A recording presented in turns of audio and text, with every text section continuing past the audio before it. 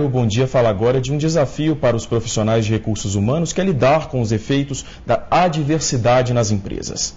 E para uma análise de como o profissional de RH está inserido no contexto, a gente já está aqui com a consultora empresarial Cristiane Barreto. Bom dia, Cristiane. Bom dia. Quais são os tipos de adversidade que são encontradas numa empresa e que esse profissional de RH eles têm que lidar no dia a dia? Bom, todo tipo de adversidade, na verdade, ele deve se originar de variáveis que a gente não consegue controlar.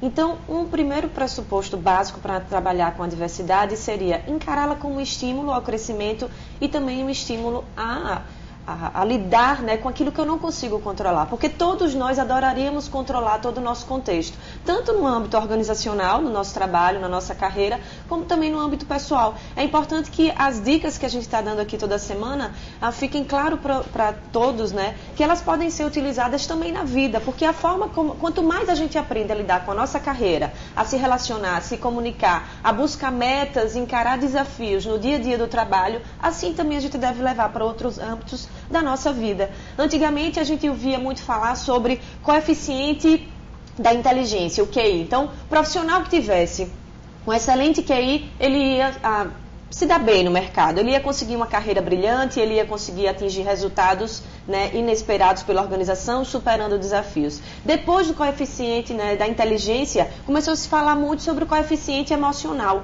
né? Então, o profissional, além de ter um nível de inteligência e de conhecimento suficiente para atuar na sua área, ele também tinha que saber lidar com as emoções, ter um autocontrole, ter uma aptidão social, se conhecer também, ter um nível de autoconhecimento, de autoconsciência para superar desafios. E agora, a bola da vez, digamos assim, é o coeficiente da diversidade, que é, nós não podemos controlar as variáveis externas. Nós não conseguimos controlar, nós somos um sistema aberto, como seres humanos, e toda empresa é um sistema aberto.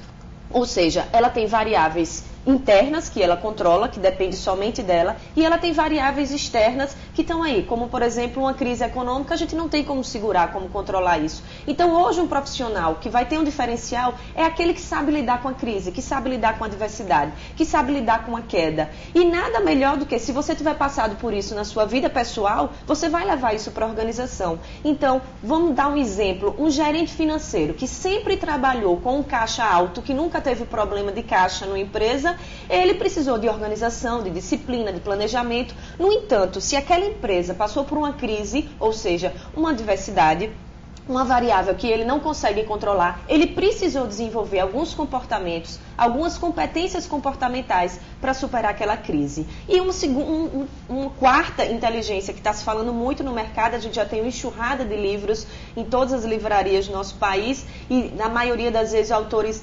ocidentais, autores também americanos, é sobre o coeficiente espiritual, que também vem ganhando espaço no mercado, mas que é tema para um próximo comentário. Ser líder de um grupo onde predomina a diversidade é sempre uma grande preocupação? É sempre um desafio. Então, os nossos líderes devem estar preparados para a diversidade.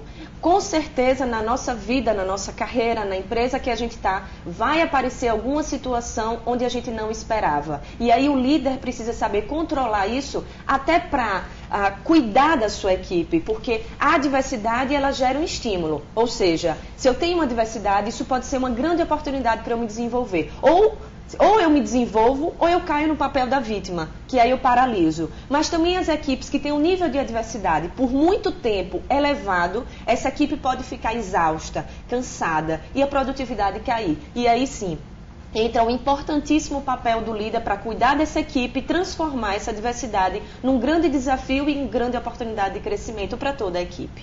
Obrigada, Cristiane. Até semana que vem. Obrigada, até terça.